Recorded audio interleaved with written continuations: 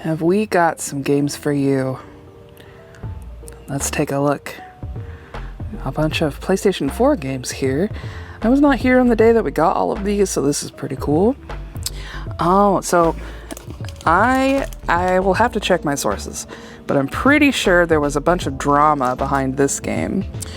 There was this webcomic called Homestuck that did a Kickstarter and garnered, you know, a ridiculous amount of money, like $2 million, in order to make a video game based on that webcomic.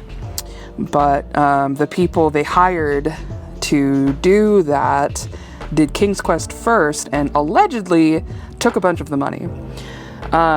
There's a bunch of drama involved behind that I was super into because I was really into that webcomic for a long time. But they did end up making their game. The Homestuck people did. What Pumpkin is the name of that studio.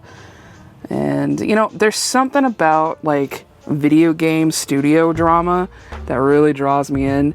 Because, like, you know, it takes years to make a really good game or a good movie even, and just all of the drama is intense. And you know, any time that you have a bunch of money put into something, or it's somebody's passion project even, oh my god, yeah, it gets really intense.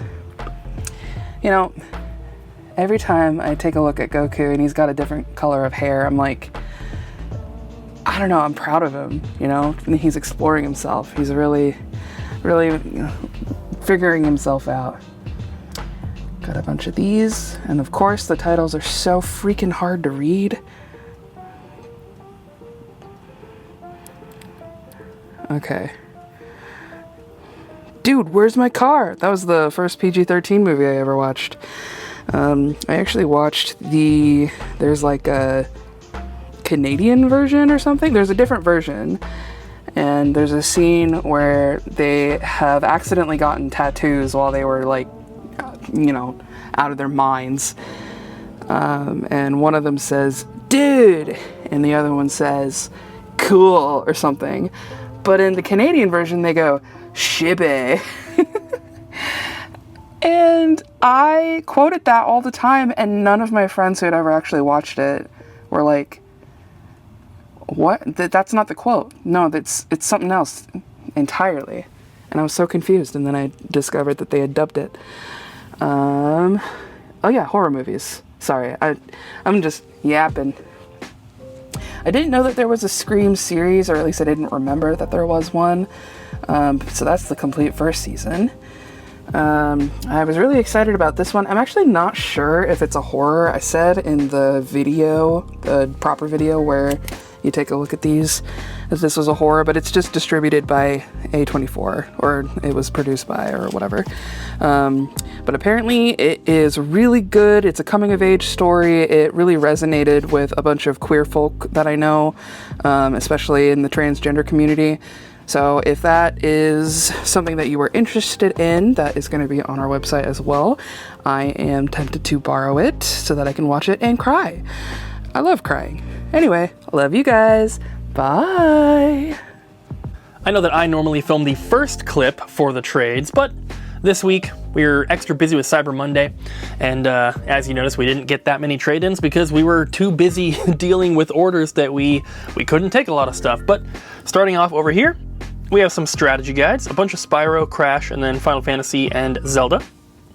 Then we have some Nintendo Switch games here. Moonlighter is a cartridge-only copy, and we printed the artwork for it, as you guys know, our custom artwork. But I got this little staff pick thing, made it gold, and put that on there because I love that game, and Abby does as well. So you might see staff pick on a few more like loose games that we're printing artwork for in the future. We have South Park, Just Dance, Mario games. We have some loose games here. New Super Mario Bros. 2 and Diddy Kong Racing.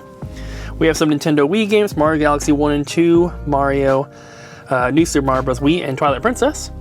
Some Super Nintendo, basically like some of the best games ever. Not even just best Super Nintendo games, but just some of the best games of all time. We have Animal Crossing New Leaf, New Super Mario Bros. And Crash for the DS. We have some Wii U games here. and then also some original Xbox. Don't get a lot of original Xbox that's more expensive, so it's cool to see these. This one, however, is a loose copy. We have Deadpool for the 360. Got a couple PS2 games here, PS4, some PS1 games. Street Fighter and Batman and Robin are both loose discs with printed artwork.